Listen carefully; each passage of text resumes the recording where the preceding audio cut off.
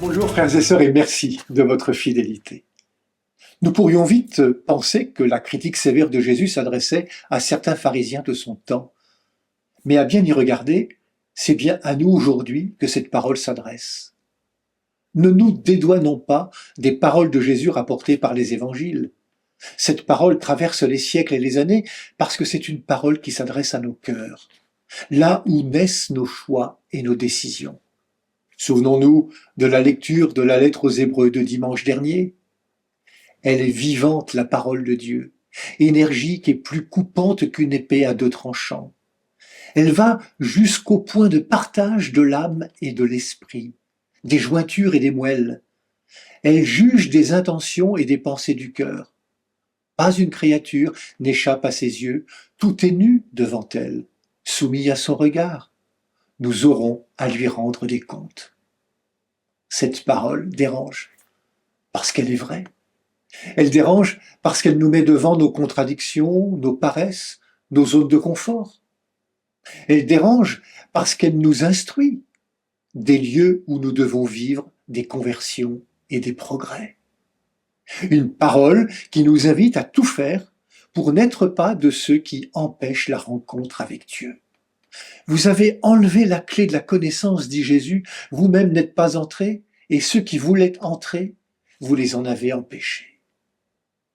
Personne, frères et sœurs, ne peut, selon Jésus, faire obstacle à la réalisation du projet de Dieu pour son peuple et sa création. La parole de Dieu est pour tous, et personne ne peut la détourner, voire même la confisquer à d'autres en s'en croyant propriétaire. Lorsque l'on commence à s'approprier un pouvoir, il y a danger. Jésus le rappelle dans l'Évangile. Dieu, pour révéler son projet, envoie des prophètes. Et c'est encore vrai aujourd'hui. S'il appelle des hommes et des femmes à être disciples, s'il appelle à des fonctions, des ministères, des missions, ce n'est pas pour que nous nous prenions pour Dieu, mais pour qu'à la suite du Christ, nous participions à son œuvre créatrice. Qui sont-ils, les prophètes hommes et femmes aujourd'hui?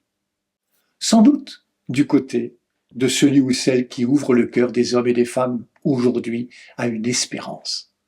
L'espérance que le monde n'est pas condamné, fini, terminé, proche de la fin, mais ouvert à ce que Dieu veut toujours.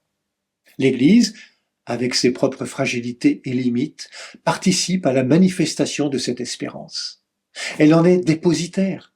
Elle n'a pas reçu du Seigneur d'autre mission que celle-là, ouvrir à la vie, parce qu'elle est un don. Favoriser cette vie en affirmant que l'homme n'est jamais perdu tout seul dans un océan d'individualisme, pour ne pas dire d'égoïsme, où chacun veut tracer sa route, mais au contraire respecter tout homme, toute femme, comme notre frère, notre sœur, pour qu'il puisse être accueilli dans la vie, ne pas se sentir seul quand il est dans la détresse et se sentir encouragé quand il agit pour le bien commun. En Église, notre témoignage sera crédible tant qu'il aura l'humilité de puiser sa force et son espérance dans l'unique Sauveur, Jésus-Christ. Bonne journée à toutes et à tous, prenez bien soin de vous et des autres.